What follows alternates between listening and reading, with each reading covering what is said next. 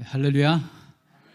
주님의 이름으로 여러분을 축복하고 또 사랑합니다. 저는 박성규 선교사입니다.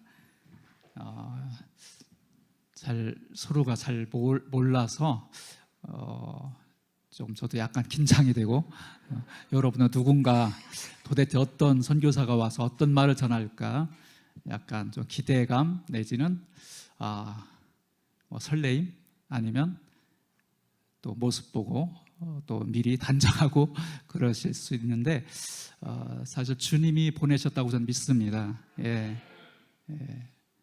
사실 이 교회에 있다는 것도 잘 몰랐고, 최근에 어떻게 연결이 돼서 또 지난 2주 전인가요? 김대조 목사님 잠깐 뵙고 이제 이주민 선교에 대해서 이야기하다가 나중에 연락이 와서 한번 수요 저녁에 말씀 한번 전해주세요 해서 제가 감사합니다 하고 흔쾌히 이렇게 받아들여서 이 자리에 오게 됐습니다.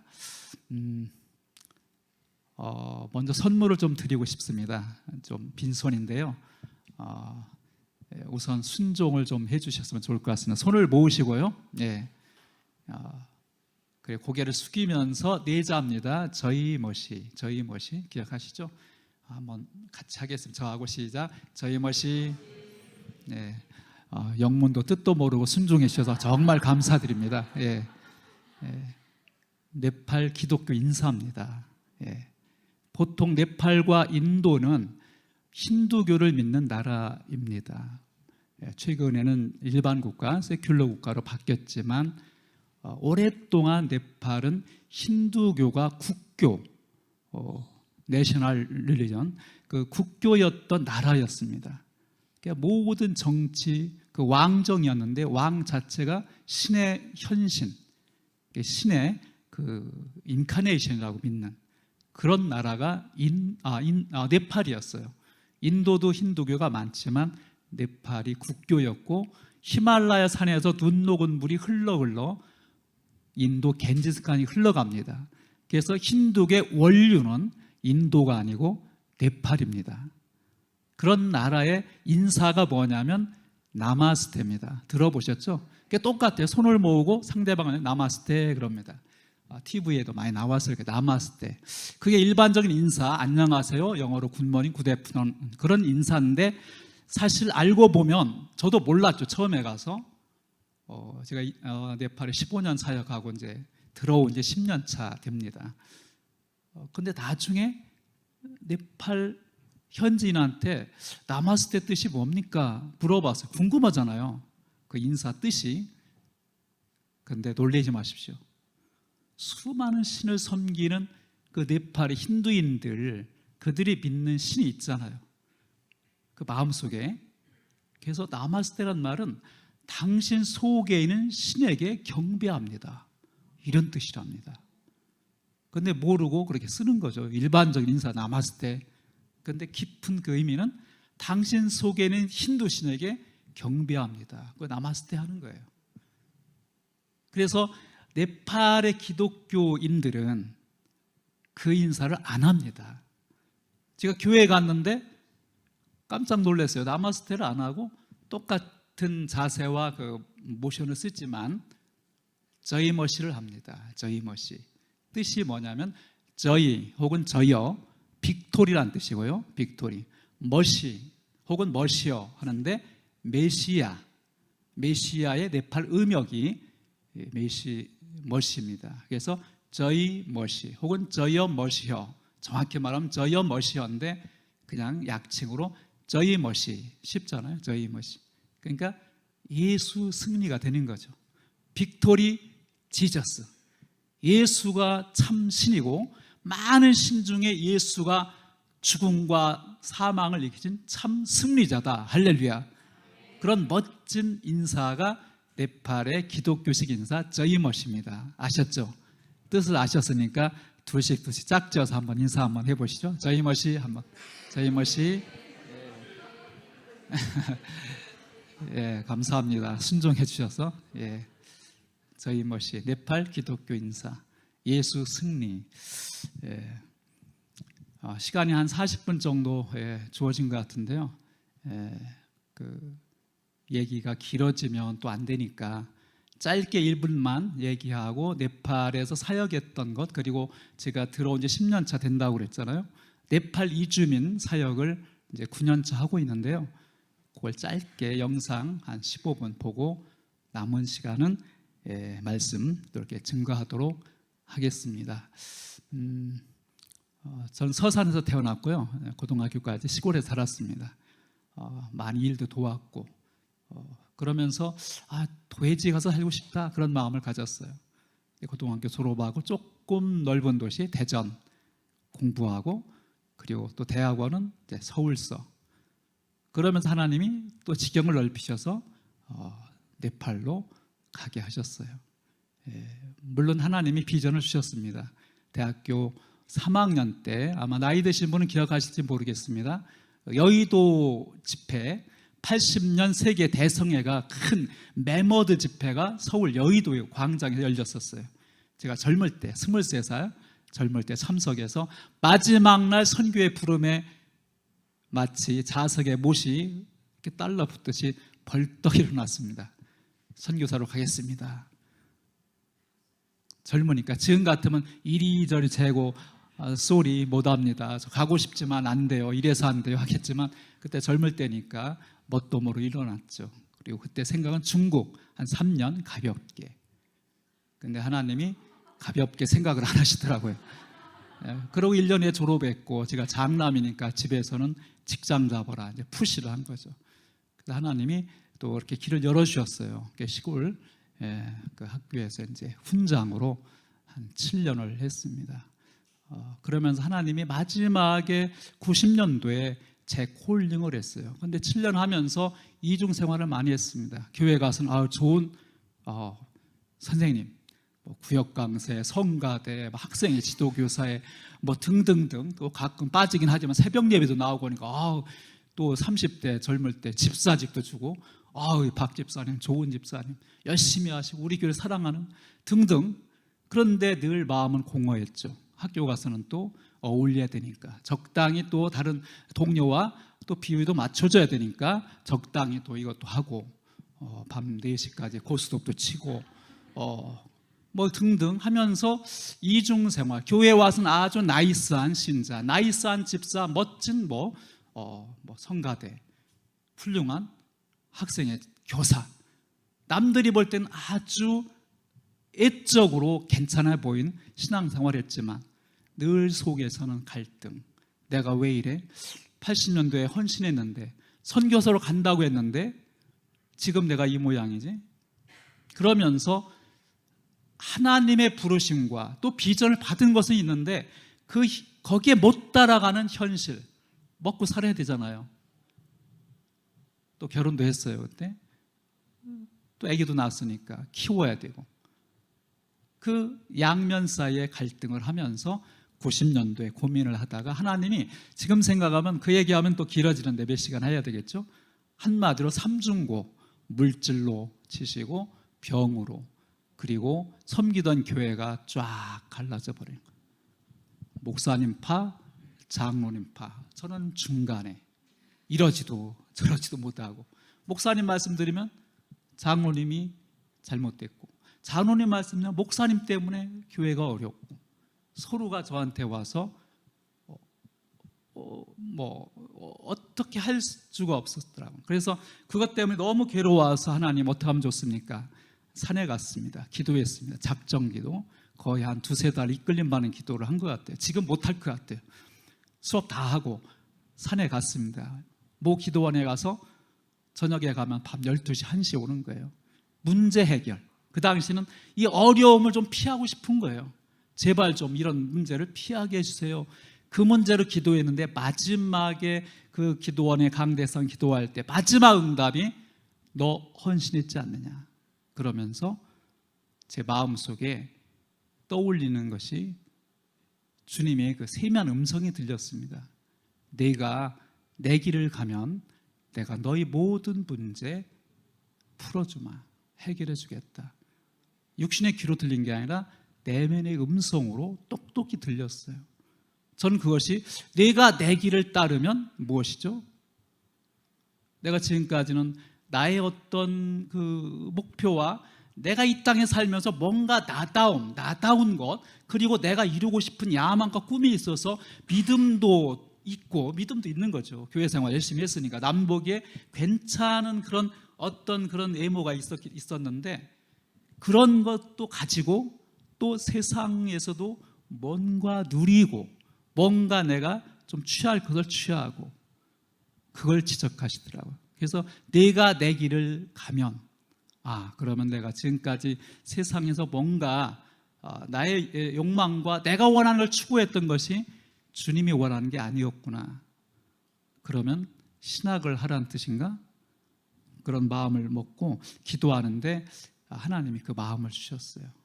그래서 바로 그 다음날 사표 썼습니다. 제가 잘한 게 아니고 하나님이 그 마음을 강하게 주니까 앞뒤 안 가리고 썼습니다. 옆에 동료들이 막 난리죠. 아니 갑자기 왜 그러냐고. 길이 교장 선생님한테 이제 불려가서 왜 그렇게 결정했느냐. 길이 다릅니다. 죄송합니다 하고 쓰고, 그 다음에 이제 주님이 부르셔서 이제 서울신대 신대원을 이제 91년도에 가게 됐습니다. 시험을 이렇게 보는데 시험 과목이 뭔지도 몰랐어요. 준비도 안 됐고, 그때가 10월쯤이었는데 12월에 시험인데 한 2달 석 달도 안 된 상황에서 당연히 떨어질 줄 알았죠. 근데 참 은혜로 급했던지 이제 합격이 되면서 연단, 그때부터 하나님이 연단을 시키신 거, 물질 연단, 사람 관계 연단, 그리고 교회에서 이제 화장실 청소하면서 그런 연단의 과정을 시키면서 뭘 놓게 하느냐면 너의 그 어떤 그 속에 있는 너에 대한 자존심, 사람으로부터 인정, 이런 것들을 깨뜨리시더라고요. 그리고 결국은 네팔에 가게 하셨어요. 80년도에 선교사로 헌신하고 97년도에 교단 훈련 다 마치고 97년에 네팔 땅을 밟게 하셨습니다. 만 17년 만에. 그리고 거기서 물론 처음에 힘들었죠. 언어도 배워야 되고. 그렇지만 하나님이 나중에는 어떤 걸 보여주냐면 그 땅에서 영원히 있을 거를 마음 먹고 했는데 떠나게 하시더라고요.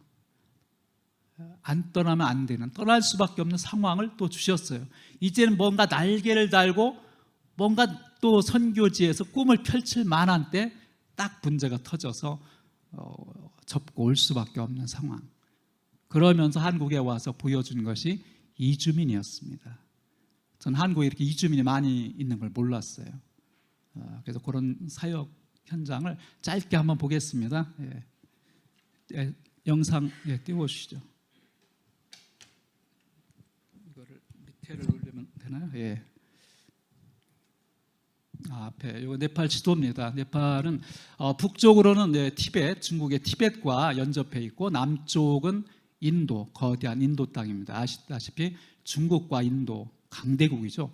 그 사이에 이렇게 누에처럼 조그맣게 끼어 있는 나라가 네팔. 팔이 4개 있는 나라가 아니라 네팔이란 나라인데 작은 나라입니다. 인구가 한 3천만, 아주 적은 인구는 아니죠. 수도가 카트만두고요.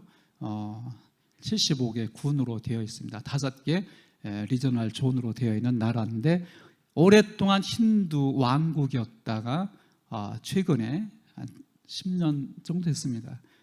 이제 왕정이 무너지면서 이제 세큘러 국가가 됐죠. 네팔은 산들의 나라입니다. 아시지만 제일 높은 어디죠? 제일 높은 산. 근데 에베레스트 산 밑에 있는 동네에 가서 현지 에베레스트 산이 어디 있어요? 하면 몰라요. 그 사람들은. 그 이제 네베스는 그 영국의 힐러리 경이 정복하면서 서양식의 이름으로 에베레스트 산을 지었지, 사실 그 나라 사람들 오래전부터 부르던 산은 서거르마타입니다. 서거르마타. 모르셔도 돼요. 잊어버려도. 이 히말라야 그 산맥이 쭉 있으면서 제일 높은 에베레스트 산 8848. 지금도 계속 융기하기 때문에 8850으로 그들은 얘기합니다. 8850m 계속 지금 솟아 올라가고 있죠. 8000m가 넘는 고봉이 네팔만 8개, 전 세계 14개가 있습니다. 그래서 14좌 등정이라는 말 들어보셨죠? 그래서 뭐 고상돈 옛날에 또 그 박영석 씨 네팔에서 이제 먼저 이제 저기 가셨는데 그런 산들이 많이 있는 나라 저런 산이 8개나 있습니다. 또 힌두교와 국교다 보니까 인구수보다 더 많은 우상을 섬깁니다. 이게 카트만두에 있는 신전입니다. 그래서 네팔 사람들 한국에만 깜짝 놀라는 거, 와, 왜 교회가 많아? 앉은 자리에서 한 20, 30개 보이잖아요. 십자가가 밤에 보면 울긋불긋. 그 네팔은 십자가가 안 보입니다. 제가 갔을 때 교회가 없더라고요. 교회가 정말 없나 했는데 있긴 있어요. 십자가를 안 붙이고 그냥 이렇게 건물 혹은 가정교회에서 이렇게 처음에 왕정이었기 때문에 숨어서 제가 갔을 때 커튼 다 치고 찬송도 크게 못하고 그 힌두교들이 막 돌도 던지고 막 그럽니다. 그런 힌두교 우상을 섬기는 나라, 소도신이고 개도신이고 까마귀도 신, 물도 신입니다. 물이 어머니 신이에요. 사람이 죽으면 그 시체를 그 강, 그 뽀시퍼티 나트라고 강인데 거기에 손과 발을 적십니다. 그 영혼이 평안히 어머니 신인 이 강물 따라 흘러가라고 제일 먼저 적시고 장자구에 쌓아놓고 불로 이제 화장을 한 1시간이면 끝나요. 간단합니다. 다른 뭐 3일장 그런 거 없어요. 왜냐하면 그 사람들은 윤회를 믿기 때문에 다음에 또 선한 일하면 좋은 것으로 태어난다고 믿죠. 그래서 기독교 세계관은 직선 아닙니까? 창조, 스타트, 시작이 있고 라스트, 엔딩, 라스트가 있는데 네팔 사람들, 인도 사람들의 그 힌두 사람들의 세계관은 돌아요. 원입니다. 원. 시작도 없고 끝도 없고 계속 도는 윤회설을 믿죠. 이것이 이제 그 티베트 불교, 그 달라이 라마 했죠. 불교는 우리는 대승불교인데 여기는 이제 약간 다르죠. 소승불교, 티베트 불교입니다. 우리하고 다른데 갖가지 막 우상들 저렇게 깃발하고 그다음에 마니차라고 이거 돌리면서 주문해오고 아침마다 이 사원을 돌아요. 한 바퀴씩 한 20분 되는데 이걸 돌고 심지어 오체투지 쫙 엎드려서 손끝에 가서 다시 일어나서 또 엎드리고 한국에 가끔 하죠. 그 데모할 때 자기 의지를 표현하고 오체투지 엎드려가지고 막 무릎 다 까지고 이거 하는 사람들 많습니다. 승려들 많이 봤어요. 이래서 이런 것들 섬기고 또 이렇게 우상단지 여기다 꽃목걸이 또 과일 바치고 심지어 여기는 없는데 피제사 드리는 곳이 있습니다. 덕진칼리라고 한국에 팀들이 오면 깜짝 놀래요. 이런 곳이 있나? 구약 제사 제도하고 너무 흡사합니다. 그 제주가 양이나 염소, 닭을 사요. 그러면 신전 앞에 파는 사람이 또 있어. 돈도 바꿔줘요. 돈도 멀리서 끌고 올 수 없으니까. 그럼 거기서 양이나 염소 혹은 닭을 사서 제사장한테 주면 목을 치고 피를 흘립니다. 그리고 손발을 씻어요. 제주는. 그래서 이 사람들이 왜 이걸 드리느냐 하느냐면 그 두려움, 그런 두려움을 피하기 위해서 신을 달래는 행위입니다. 그래서 그런 피제사 드리는 곳이 지금도 네팔에 있어요. 가면 정말 좀 살벌합니다. 그래서 구약의 그 성전이 깨끗할 것이라고 상상을 했는데 그걸 보면서 구약의 제사장들이 섬기는 성전은 정말 피비린내 나는 그런 곳이었겠다 그런 생각을 좀 하게 됐습니다. 요거는 이제 저희가 그 팀들하고 시골의 그 박다풀이라는 지역의 교회입니다. 개척한 지 얼마 안 되는 교회 방문했을 때 보면 뭐 초라해요. 여기는 뭐 한국 다른 더 좋은 곳에 비하면 아무것도 아닌 것 같지만 여기는 정말 거기에 비하면 뭐 대궐입니다. 그러니까 비가 막 새고요, 함석이고 심지어 더운 지역 가면 그냥 기둥 몇 개 얹고 천막 하나 치고 거기서 예배를 드립니다.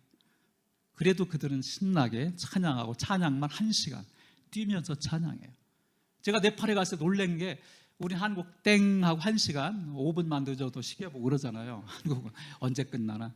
보통 3시간 뭐 짧아야 2시간. 크리스마스 때는 하루 종일 막 이렇게 뭐 이렇게 축제를 합니다. 그래서 이 사람 얼굴 보면 다르죠, 벌써. 예, 교회 가면 이렇게 정말 가난하고 없지만 얼굴에 평화, 기쁨이 넘치는 모습을 봅니다.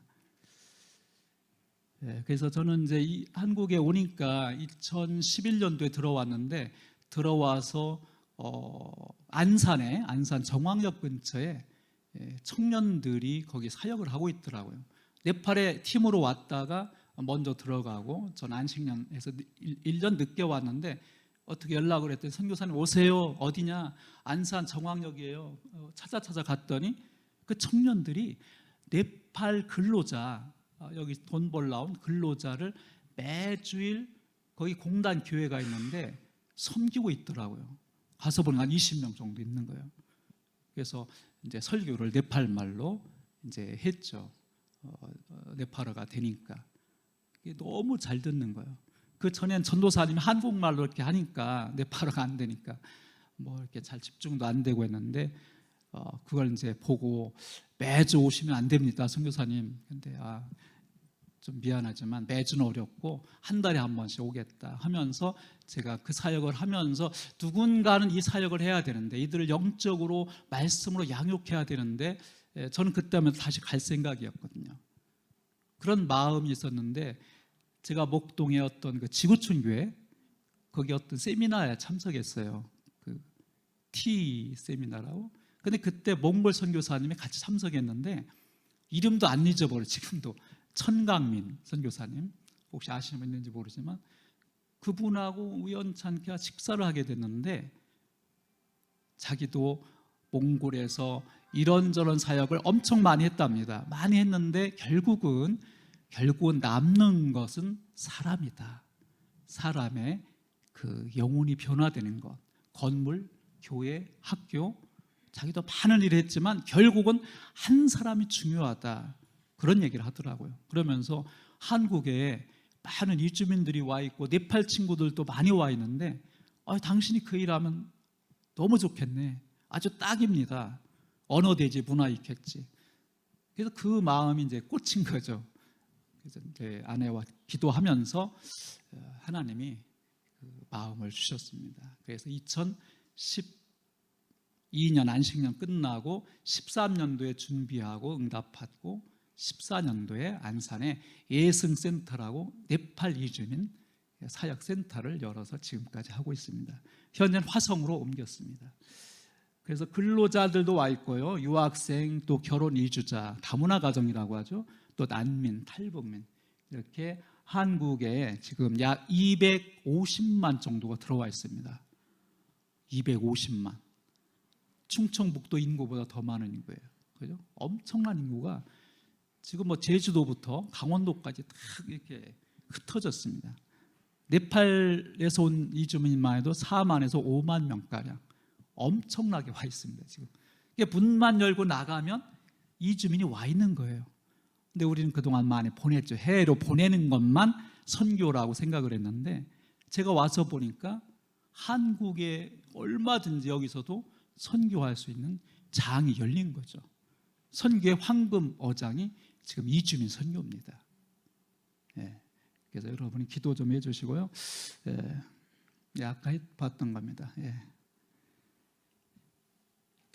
그래서 지금 조금 더 말씀드리면 이주민 선교는 혼자 할 수가 없는 것이고 같이 함께하는 그런 선교가 되어야 됩니다. 조금 남았네요. 그래서 지금은 신유목민 세대 그럽니다. 그래서 많은 사람들이 한국뿐 아니라 지금 네팔도 중동으로도 가 있고요. 심지어 캐나다, 미국도 많이 진출해 있습니다. 한국이 지금 넘버원 코리안 드림에서 한국 오면 한 4, 5년 고생하면 집 사고 땅 사고 3층 건물 짓고 1층은 자기가 살고 2, 3층 세 주고 그래서 편안하게 한평생 먹고 살 수 있다. 그런 이 코리안 드림을 가지고 엄청나게 들어옵니다. 지금. 근데 굉장히 경쟁률이 세요. 보통 1년에 저 있을 때 5천 명 뽑는데 7만 명 응시합니다. 보통 10대 1 이상 경쟁을 뚫고 와요. 여기 와 있는 네팔 친구들 보면 그냥 그렇잖아요. 근데 무시하면 안 됩니다. 다 인텔리들이에요. 그 나라에서 지도자급, 최소 고등학교 졸업하고 대학 졸업한 친구도 오고, 심지어 시골 대학 교수하다가 돈 벌러 온 그 라지 형제, 아까 잠깐 와서 또 제가 통화도 했는데 그런 친구도 있어요. 대학 교수하다 온 친구, 뭐 그다음에 가이드 하다 온 친구, 뭐 식당 뭐 이렇게 하다 온 친구, 굉장히 다양한데 인테리들입니다. 영어 다 잘합니다. 그리고 그 친구들이 정말 복음으로 변화되면 가서 놀랍게 그 교회를 세우고 지도자로 일할 그런 좋은 제목감들이죠. 이 예성 선교센터 초기 멤버들입니다. 저희가 이제 아파트 5층 조그만 거 얻어서 이제 시작하는데 멤버들이 많지는 않아요. 그래서 일당 100으로 양육과 이제 그 훈련으로 이렇게 키우고 있습니다. 하나님께서 이 사역하면서 주신 말씀이 이 말씀입니다. 하나님 나라를 전파하며 주 예수 그리스도에 관한 모든 것을 담대하게 거침없이 가르치더라. 다시 한번 복음이죠. 예수에 관한 것, 이 복음을 그들에게 가르치는 것으로 성구를 삼았습니다. 사역의 목적이고요. 그래서 말씀 양육을 통한 역파송에 초점을 두고 이제 예배. 토요일은 이제 이주민 전도를 하고요. 아까 전도지 만든 것도 저희들 오후에 전도를 이렇게 합니다. 한국인과 또 가끔 네팔 친구들도 참여하고요. 저녁에 느헤미야 기도를 하고 줌으로 네팔에서도 들어옵니다.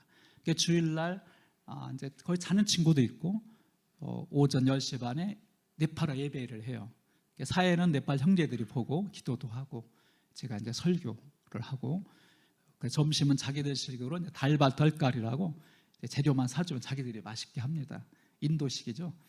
조금 냄새 나는데 그래도 맛있어요. 그거 이제 같이 먹고 오후에 이제 성경 공부하고 그러고 한 3시, 4시쯤에 이제 갑니다.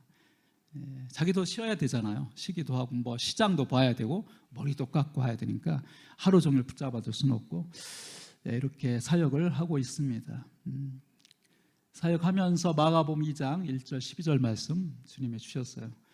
그 중풍병자 4명, 네 친구가 중풍병자를 이렇게 들어 올려서 지붕을 뚫고 내려왔죠. 믿음을 보시고 하나님이 고쳐주시잖아요. 중풍병자. 그래서 이 사역은 혼자 하는 게 아니구나. 연합을 해야 되고 믿음을 써야 되고 그리고 돌파, 기도로 돌파하면 하나님의 뜻을 구하고 결국은 말씀에 순종하는 이 원리를 이제 주셔서 이거는 안산에 있을 때 제1회 복음 수련회를 하고 찍은 건데 저기에 이제 우리 제자 라주 형제가 얼마 전에 같이 휴가를 갔다 왔어요. 그 가족이 한국에 유학 왔는데 결혼해가지고 애가 벌써 셋입니다. 그래가지고 좀 장성했고 한국인과 섬기미들과 함께 이제 계속 추석 때도 사실 지금 연합으로 집회를 하려고 기도하고 있습니다.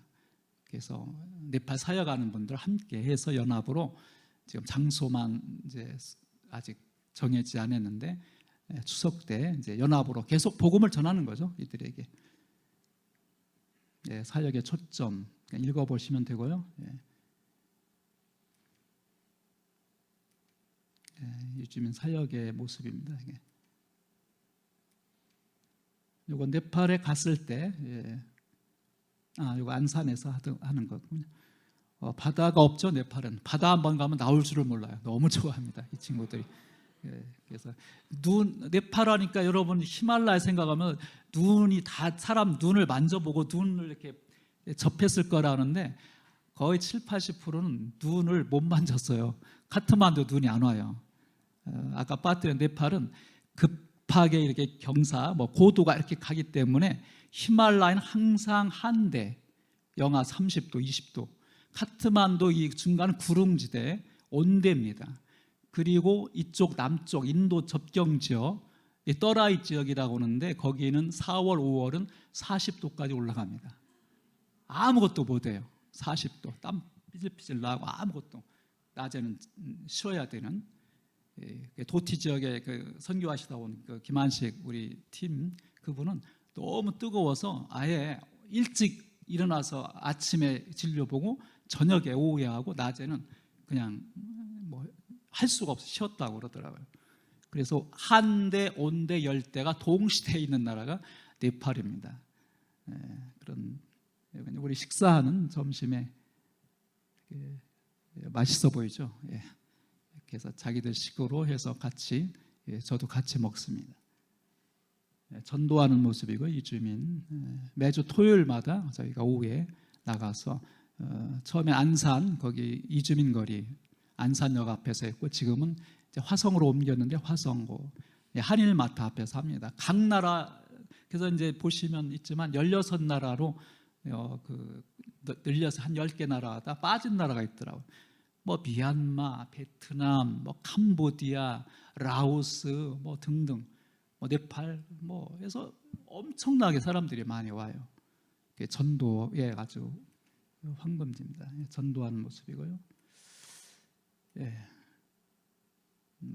하면서 뭐 이렇게 이 친구 얘기 한 1분만 하겠습니다. 요 뒷벅인데 일하다가 손이 잘렸어요.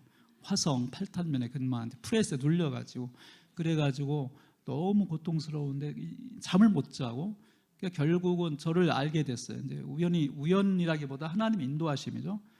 잘 나오던 친구 이 친구가 안 와서 전화했더니 너 어디냐? 병원이에요. 어디 병원? 안산 두손병원. 그래서 쫓아갔죠. 신방했습니다. 기도해주고 나오려고 하는데 그 형제가 전이가 아무것도 안 해요. 손가락 하나 잘린 거 아무것도 안 해요. 옆에 다 여기 나간 친구가 있어요. 네팔 친구. 그래서 찾아가 보니까 뒷벅 형제예요. 보니까 뭐 끔찍하더라고. 완전히 눌려서 앞괴. 그러니까 이게 고장이나 프레스가 센서가 고장이 나서 눌린 상태로 자기 말로 한 6, 7분 있었답니다. 한 200도 다 녹은 거죠. 이게 손가락도 없고. 그래서 결국은 이 친구가 그런데 이제 병원을 이곳저곳 해서 수차례 10몇 번 수술도 했는데 잠을 못 자고 화상이 굉장히 심한가 봐요. 아픔이. 그래서 제 아는 한의사였던 지금 목사님인데 그분한테 부탁해서 약도 주고 막 했는데 안 돼요.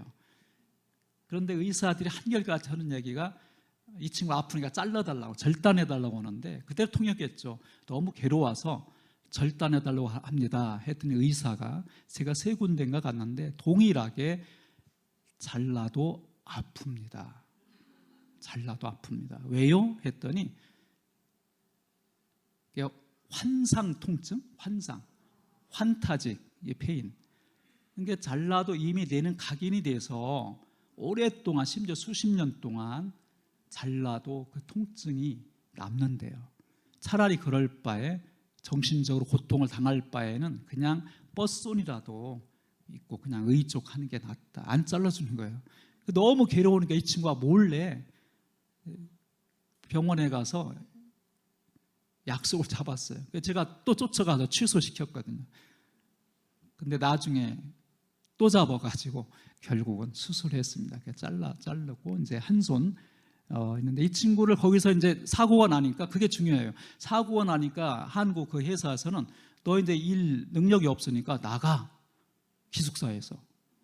너무 화가 나는 거예요. 그래서 그 담당자하고 한바탕 전화로 좀 이렇게 언쟁을 했는데 결국은 쫓겨난 거죠. 그러니까 보상도 안 주고. 그러니까 그쪽에서 너 실수다. 그런데 이 친구는 아니다. 센서가 고장이다. 그래가지고 결국 변호사 사서 이제 소개를 해가지고 뭐 제가 법정도 가보고 했던 이사회 가면서 참 많은 경험을 했습니다. 그래 결국은 합의를 해서 좀 몇천만 원 이렇게 받게 됐어요. 받아서 결국은 중요한 건 이렇게 하면 이 친구 갈 데가 없잖아요. 그래서 제가 아는 그 안산의 쉼터, 장로님이 쉼터에 넣었어요. 한 1년 동안 있으면서 매일 저녁마다 예배를 드린 거예요. 거기서 이 친구가 예수를 영접하고 믿고 세례를 받았습니다. 할렐루야. 결국은 예수 믿게 된 거죠. 그래서 제가 그럽니다. 갈 때 이제 떠나가면서 기도해 주면서 넌 감사해라. 육신이 멀쩡해서 성령에도 있잖아요. 두 손 두 발 멀쩡해서 죄 짓다가 지옥 가는 것보다 한 팔을 너는 잃었지만 또 예수 믿고 천국 갈 수 있는 길을 얻은 것을 감사해라. 알지? 했더니 네 알아요. 그렇게 하더라고요. 지금 네팔 가서 이제 잘 살고 있습니다. 제가 네팔 방문하면 꼭 만나 보려고 합니다. 그래서 이런 사역들, 그래서 이주민 사역은 참 쉽지만은 않습니다. 그러나 소망이 있는 것은 그들이 이곳에 와서 정말 힘들고 어려울 때 돕는 자를 통해서 또 하나님 말씀을 통해서 삶이 변화되는, 하나님을 만나는 것, 이것이 지금 하나님의 나라가 확장되는 일이라고 저는 믿습니다. 기도 제목 보시고 기도 생각나면 기도해 주시면 감사하겠습니다. 그러니까 결국은 우리 제자입니다. 라주, 아까 얘기한 여기 와서 유학하고 지금 이제 호서대에서 박사과정까지 다 맞춰 컴퓨터 전공했는데 박사과정하고 나이가 37인가 우리 딸하고 동갑인데 한국에 와서 정착하려고 전 돌아가라 했는데 아마 돌아가겠죠. 언젠가는 한국어도 잘하고 뭐 영어 잘하고 뭐 자기 저기도 하고 그래서 지금 직장 잡고 있는데 전 그럽니다. 넌 선교사로 한국에 있지만 또 네팔에 가더라도 선교사적인 삶을 살아라. 그렇게 부탁하고 이렇게 가르치고 있습니다. 그래서 정말 한 사람이 이렇게 세워지는 것은 그냥 되는 게 아니죠. 옆에 뭐냐면 언더우드와 아펜젤러가 왔던 그 100주년 기념탑입니다. 가보셨나요? 인천에 있죠. 인천에. 그래서 최초 선교사인 공식적으로 1885년 언더우드와 아펜젤러가 우리나라에 왔잖아요. 인천에. 물론 토마스 목사님이 대동강변에서 오시면서 그때 순교도 했지만 이들이 와서 한 것이 물론 학교, 병원 이렇게 세우면서 한국을 발전시키고 참 교회가 부흥됐고 했는데 이들이 무엇을 품고 왔겠는가? 저는 그걸 생각합니다. 이들이 여기 와서 자기 일신상의 영화와 자기 삶의 어떤 행복을 개인의 행복을 추구하러 온 것이 아니잖아요. 하나님 나라, 복음, 진리, 이 귀한 생명을 심어주기 위해서 젊음을 또 탄탄한 앞날의 모든 그런 자기의 골 그런 모든 베네핏 그런 이익을 다 버리고 이 땅에 찾아온 것은 단 하나 이유, 복음 때문에. 할렐루야. 이 복음 때문에 이 땅에 그들이 와서 순교하고 이 땅에 뼈를 묻고 그랬죠. 여러분 양화진 가보셨나요? 네, 꼭 한번 가보시기 바랍니다. 죽었지만 그들은 지금도 우리에게 말하고 있습니다. 내가 무엇 때문에 이곳에 와 있는가? 내가 왜 여기 묻혀 있는가? 지금도 우리에게 가슴으로 말하고 있죠. 그래서 이들을 섬기는 것 결국은 하나님 나라를 위한 그런 일입니다. 그래서 저희 멋이 예수 승리 단네밭 땡큐입니다. 감사합니다. 네팔어 2개 배우셨네요 오늘. 저희 멋이와 단네밭 감사합니다. 시간이 얼마 안 남았는데요. 짧게 말씀하고 마치기로 하겠습니다. 한 5분 안에 마치기로 하겠습니다.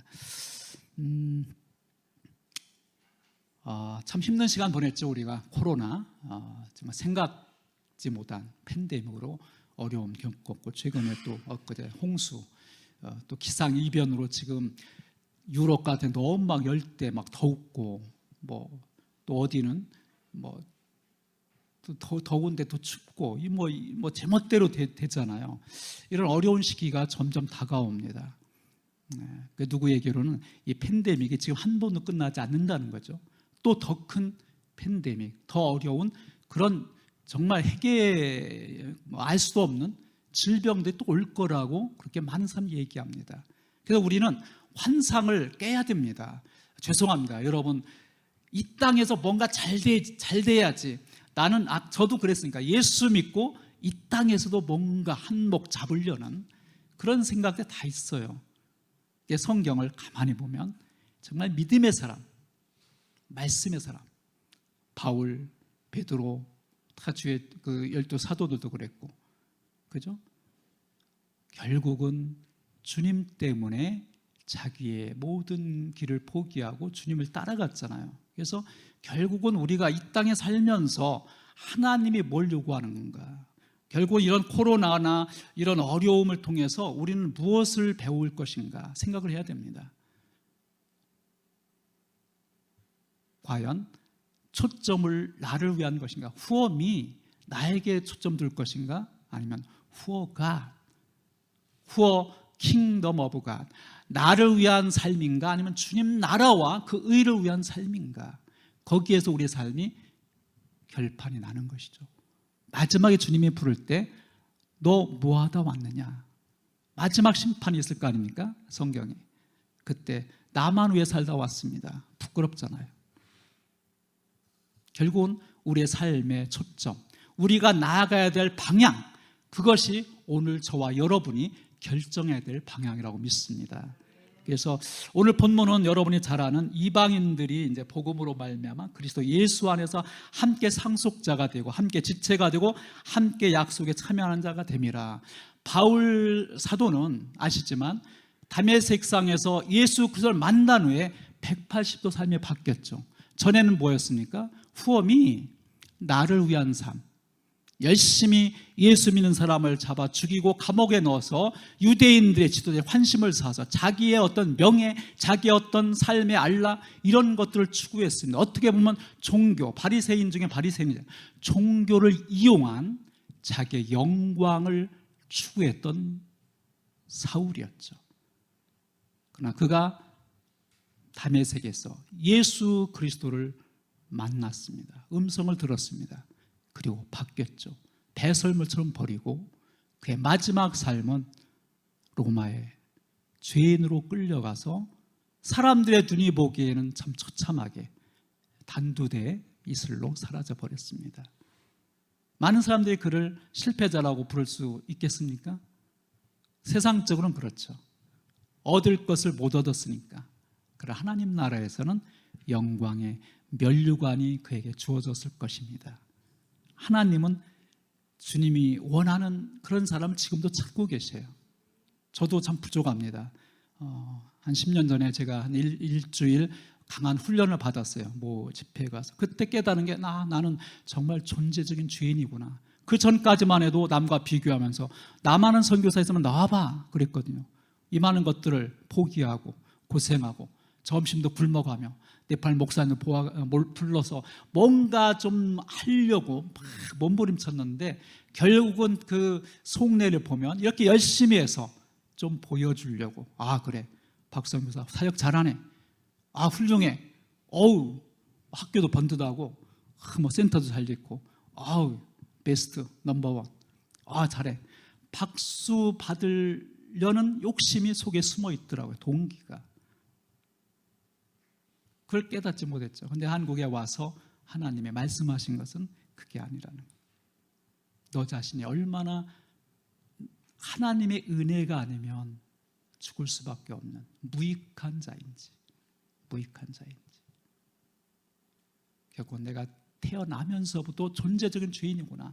아담 하와의 그 죄, 선악과를 따먹은 게 죄잖아요. 불순종의 죄잖아요. 사람 죽이고 뭐 살인하고 도둑질, 간음하고, 이거는 죄라기보다 죄의 열매죠. 열매. 우리의 죄성, 심플 캐릭터, 죄성을 가지고 태어난 아담 하와의 그 후손, 우리 모두는 다 죄의 DNA를 가졌기 때문에 선하게 살려고 해도, 내가 좋은 일을 한다고 하면서도 속에는 교만과 자기 자랑이 숨어 있습니다. 그래서 순간순간 저를 포함해서 우리가 주님을 위해서 일을 한다고 하면서도, 선한 일을 하면서도 그것이 자추구 아니면 자기를 나타내는 자기 의가 우리 속에 숨어 있음을 저도 뒤늦게 깨달았어요. 전에는 열심히, 젊을 때는 열심히 일하면, 남보다 더 교회 일 봉사하고 남보다 더 많이 11조하고 더 일찍 가서 봉사하면 하나님이 더 큰 축복, 하나님 더 나를 사랑하시겠지. 물론 그게 100% 틀린 건 아니지만 그게 다가 아니라는 걸 깨달았습니다. 하나님은 예면의 그 액션을 보는 게 아니라 우리의 중심, 내가 정말 나에게 전심으로 드리고 있는가? 너의 삶을 나에게 정말 기쁨으로 십자가를 지고 따를 수 있는가? 그걸 물어보신다는 거죠. 십자가 지기 싫어합니다. 예수 믿고 잘되고 복받고 할렐루야 축복, 얼굴이 환합니다. 장밋길을 가면 좋죠. 저도 원합니다. 돈 많이 오면 좋죠. 그러나 돈이 독이 될 수 있습니다. 고통과 아픔이 있는 것 싫어요. 피하고 싶어요. 그러나 그 고통과 아픔이 우리를 더 겸손케 합니다. 할렐루야. 주님을 바라보게 합니다. 주님의 나라를 사모하게 합니다. 팬데믹으로 힘들고 어렵죠. 지금 한국교회가 참 힘듭니다. 그러나 교회는 강한 줄 믿습니다. 왜요? 교회의 머리는 누구십니까? 예수 그리스도. 우리는 지체. 예수 그리스도를 머리로 삼은 교회는 비록 두세 명이 모여도 강한 교회라고 저는 믿습니다. 큰 교회, 약한 교회, 우리 교회는 약해, 개척교회야, 그런 말은 성경적이지 않습니다. 제가 볼 때 교회는 강합니다. 왜요? 교회의 머리는 주님 되시기 때문에. 할렐루야. 두려워할 거 없습니다. 초대교회 성도들 보면 사자의 밥이 되고 기둥에 묶여서 정말 그 밤에 횃불로 타는, 그렇게 죽어가면서 초대교인들은 미소를 지었다고 하잖아요. 죽어가면서. 네로가 깜짝 놀랐다. 나중에 시체를 보면서 웃으면서 죽은 거예요. 야, 저 기독교인 도대체 저 사람들 미친 거 아니냐? 자기를 죽이는데 사자밥이 되면서도 어떻게 웃을 수 있는가? 우리는 그 비밀을 알 수 있습니다. 내 안에 주님이 계시면, 아멘. 내 안에 그리스도가 계시면, 내 안에 이 복음이 있으면. 복음은 뭡니까? 복된 소식이잖아요. 굿뉴스. 복된 소식 한마디로 살리는 소식입니다. 그죠? 마지막 정말 의사가 너 오늘 아니면 3개월에 죽어, 마지막 선언했어요. 막 터미널 캔서, 마지막 너는 소망 없어, 가망 없잖아요. 그런데 야간 요 한 알 요것 먹으면 너 살아 하면 그게 뭐예요? 복음이잖아요. 복된 살리는 거. 이게 죽으면 의미가 없어요. 결국 우리의 삶의 끝은 주님과 영원한 삶, 이터널 라이프, 영원한 삶인가, 아니면 내 마음대로 내가 내 삶의 주인 되어 내 멋대로 살다가 하나님과 관계없이 멸망할 것인가. 두 길밖에 없어요. 죄송하지만 그렇잖아요. 중간에 천당도 갔다가 실증나 지옥가 살고 싶어, 그럴 수가 없다는 거죠. 오직 한 곳, 그것이 결정되는 것이 무엇이죠? 복음을 믿는 것입니다. 복음. 그래서 이 복음을 믿는 이 바울은 이 복음을 믿고 자기는 이방인의 사도로 이방인들에게 이들을 정말 상속자로, 그래서 지체로 약속에 참여하는 자로 이들을 세우기 위해서 나는 이 복음을 전한다, 고백한 겁니다. 이 자리에서. 그래서 하나님이 주신 은혜의 선물을 따라 나는 일꾼이 되었다. 저와 여러분도 이 복음으로 부르시는 줄 믿습니다. 이제 내가 복음을 누리고 복음을 살고 단계가 있어요. 복음을 들어야 되겠죠. 그리고 믿어야 됩니다. 마음속에 믿고 복음 좋아 아니고 복음을 살아내야 됩니다. 저도 이게 힘들어요. 말로는 쉬워요. 원수까지 사랑하라. 목사님들이 그래서 어려운 거죠. 말은 쉬워요. 그러나 집에 가면 아내와 다툴 수도 있어요. 이율배반 참 어렵습니다. 어떻게 이걸 극복할 수 있을까요? 영적 싸움입니다. 처절한 자기 부인과 영적 싸움. 나를 쳐 복종하고 성령님을 간구할 때 주님이 힘을 줄 줄 믿습니다. 나로서는, 내 육정으로는 이길 수가 없어요. 어떻게 원수를 사랑해요? 안 됩니다. 말씀대로 어떻게 살아요? 나로서는 할 수 없어요. 주님은 우리를 하시게 하실 수 있습니다. 성령님은 가능하게 합니다. 아멘. 내 힘으로 할 수 없어요. 우리는 연약합니다. 내 일을 알 수 없죠. 그래서 사도 바울은 삶의 전체를 이 복음을 위해서 그는 드렸습니다. 그래서 결론입니다. 정말 우리는 증인이 되어야 됩니다. 정말 사도행전 1장 8절 말씀인데 오직 성령이 너희에게 임하시면 너희가 권능을 받고 예루살렘과 유대와 사마리아와 땅 끝까지 이르러 내 증인이 되리라. 할렐루야. 주님은 오늘도 증인을 찾습니다. 증인. 예수님에 대해서, 복음에 대해서 애치는 자 많습니다. About Gospel, About Jesus Christ. 예수님에 대해서, 복음에 대해서 말씀과 세미나 많이 듣잖아요. 대해서 말하는 것은 쉽지만 정말 내가 예수님의 복음의 증인으로 보여주는 자가 정말 필요하다고 믿습니다. 한국교회 여러분 잘 아시잖아요. 기독교가 뭐로 바뀌었어요 지금? 저 입에 올리기도 부끄럽잖아요. 저의 책임입니다. 목회자의 책임. 먼저 앞선 자의 책임이에요. 본을 못 보여서 그렇죠. 말은 번들을 하지만 그 말에 상응하는 삶이 뒤따르지 않기 때문에 많이 욕을 먹어요. 전도가 안 돼요. 전도지 가지고 하면 한국 사람들 쳐다보지도 않아요. 그냥 막 회방 놓고. 그래도 그나마 이주민들은 좀 받아요. 그들은 마음이 가난한 거죠. 이미 우리는 부유해졌어요. 세상 것으로 부유해서 복음이 들어갈 틈이 없는 거예요. 그러나 저와 여러분은 이 복음을 받은 줄 믿습니다. 이게 기적입니다. 내가 예수를 믿는 게 기적이에요, 사실. 그죠? 우리는 매일 기적 속에 삽니다. 이 복음, 이 귀한, 이것이 내 힘으로 할 수 없고 이 증인이 되는 것은 성령을 받아야 될 줄 믿습니다. 우리는 하나님께 이 시간 정말 이 땅에 들어온 많은 이주민들이 있는데 그들을 위해서 한번 기도했으면 좋겠습니다. 한 1, 2분 통성으로 기도할 때, 주님, 이 땅에 250만 많은 이주민들이 와 있습니다. 그리고 네팔만 해도 4만에서 5만 명이 와 있는데 정말 저들이 그냥 돈만 벌고 배움만 배우고 그치고 돌아가는 것이 아니라 정말 생명 되신 예수 그리스도를 만나고 저들의 삶이 변화되게 하옵소서. 그래서 저들을 통해서 하나님 또 다른 교회가 개척되고 하나님 나라가 확장되고 하나님의 많은 영적인 열매가 맺어질 수 있도록 이 땅에 와 있는 이주민들, 그리고 이주민 사역하는 자들, 그리고 한국 교회를 주님께서 깨워주셔서 이주민 사역에 함께 동참할 수 있게 해달라고 우리 주여 한번 부르고 기도하겠습니다. 주여 아버지,